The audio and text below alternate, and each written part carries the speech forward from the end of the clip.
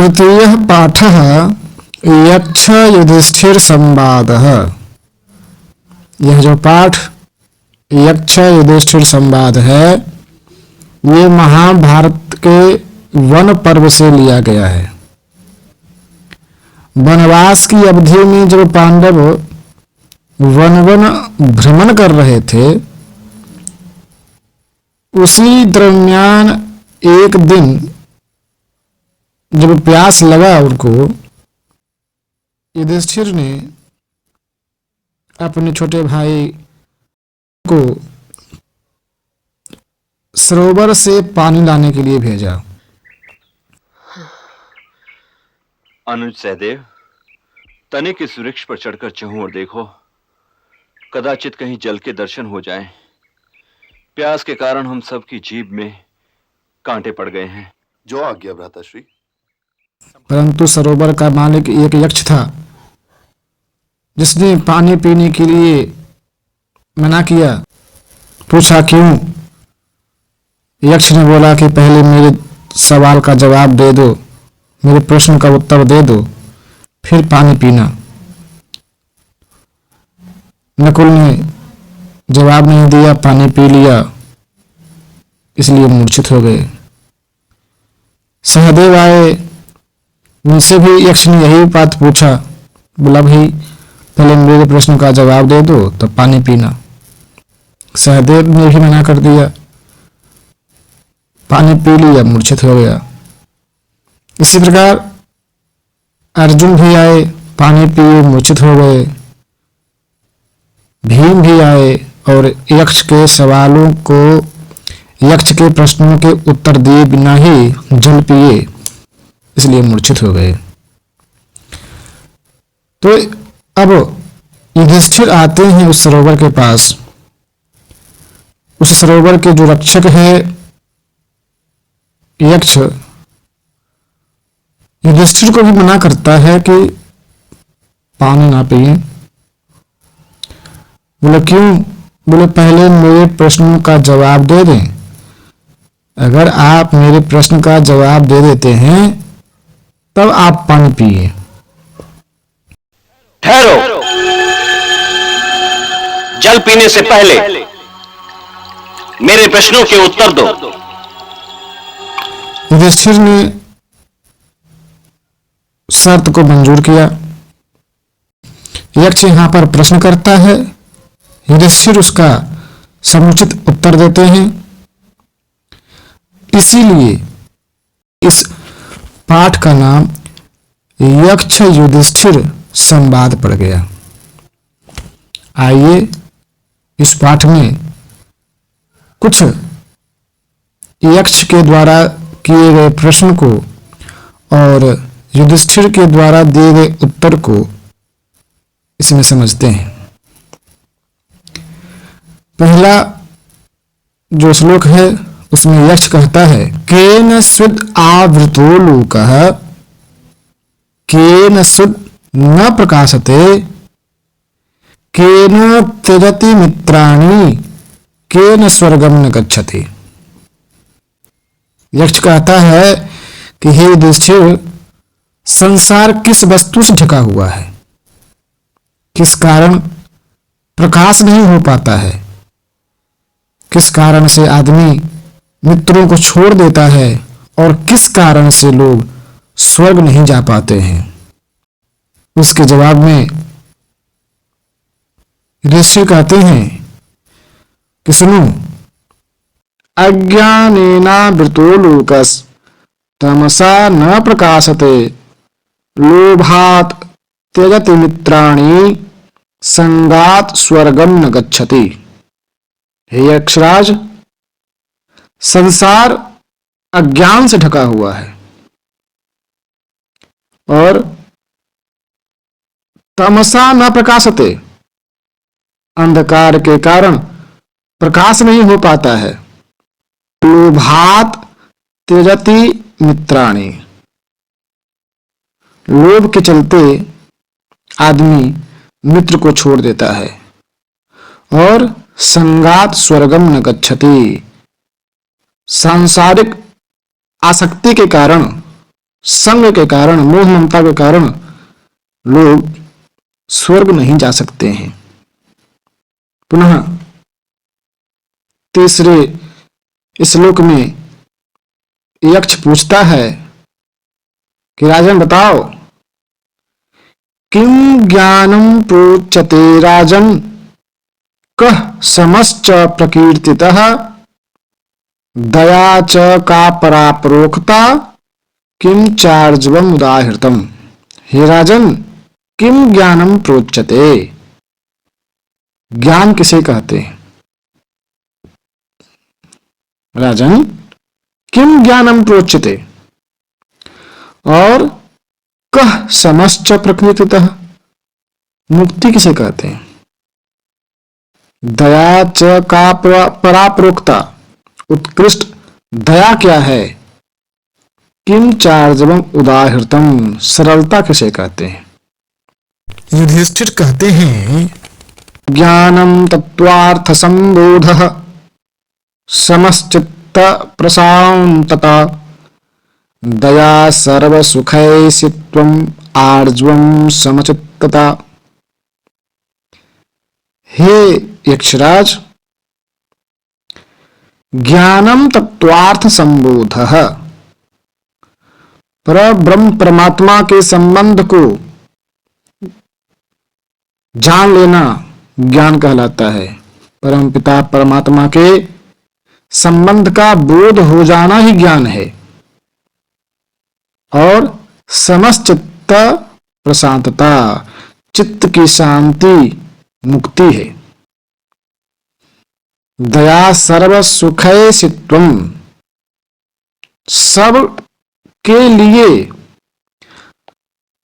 सुख की इच्छा ही दया है। जो चाहता हो कि सभी सुखी हो, यही चीज दया है। और आर्जवम समचित्तता, समचित्तता अर्थात बराबरी, ये सरलता है। कः शत्रुर्दुर्जयः पुंसां, कश्च व्याधिरनन्तकः, को वा स्यात् पुरुषः साधु, असाधुः पुरुषश्च कः। यक्ष कहता है कि हे युधिष्ठिर, बताओ मनुष्यों का सबसे बड़ा शत्रु कौन है? अनंत रोग क्या है? साधु कौन है और असाधु कौन है?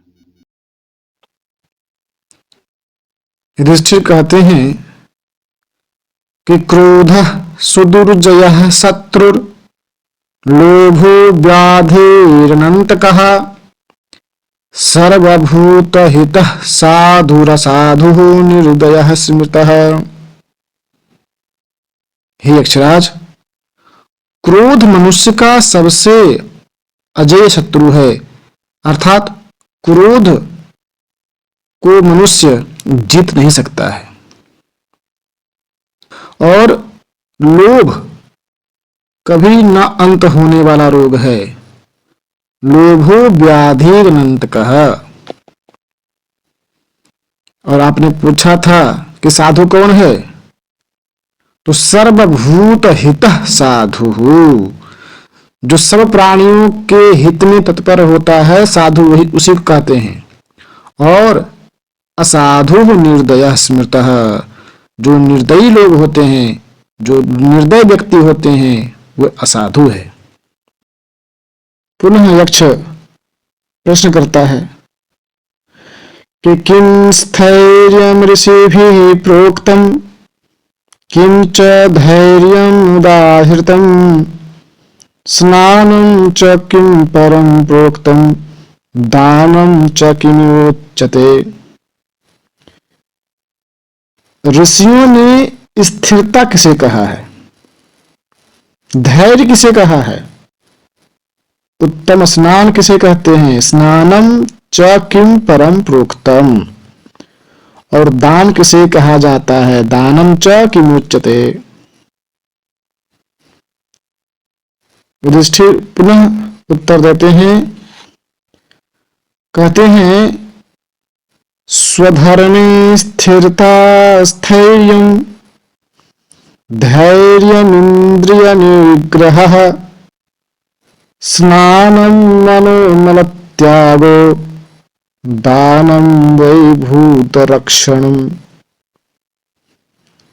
युधिष्ठिर कहते हैं कि स्वधर्मे स्थिरता स्थैर्यम, जो अपने धर्म पर अडिग रहता है, दृढ़ रहता है, उसे ही स्थिरता कहते हैं।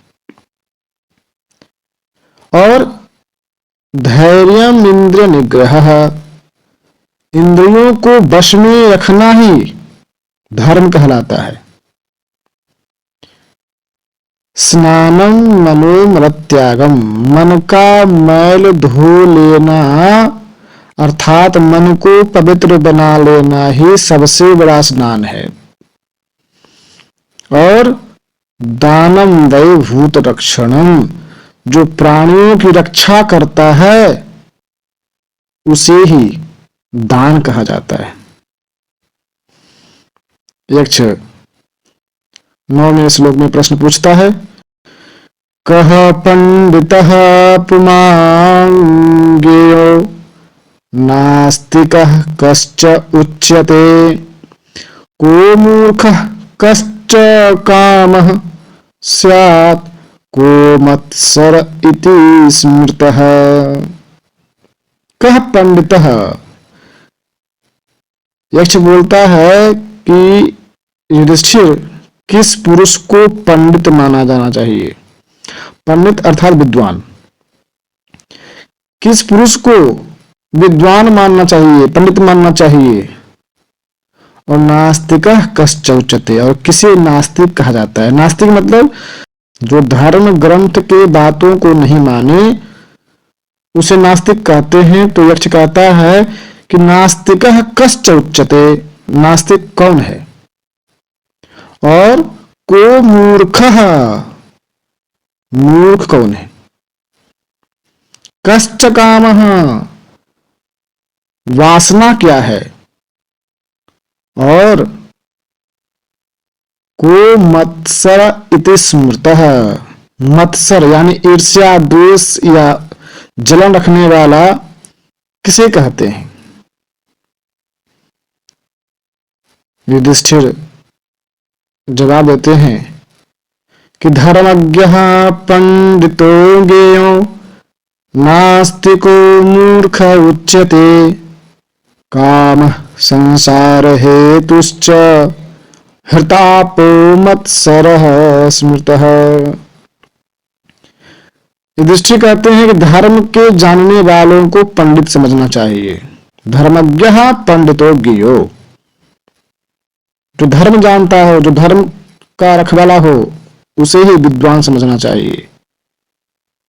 और नास्तिक, तो नास्तिको मूर्ख उच्यते, मूर्ख जो होते हैं वो नास्तिक होता है। कामः संसार हेतुश्च, सांसारिक जन्म और मरण का कारण वासना है, और दूसरे को देखकर हृदय में जो जलन होती है उसे मत्सर कहते हैं। हृतापो मत्सरः स्मृतः। इस प्रकार यक्ष के द्वारा किए गए प्रश्नों का समुचित उत्तर युधिष्ठिर देते हैं, जिसके कारण यक्ष प्रसन्न होता है और पानी पीने के लिए आज्ञा देता है। और जो उनके 4 भाई मूर्छित हुए थे उनको भी युधिष्ठिर यक्ष की कृपा से सचेत अवस्था में ला करके आगे बढ़ जाते हैं।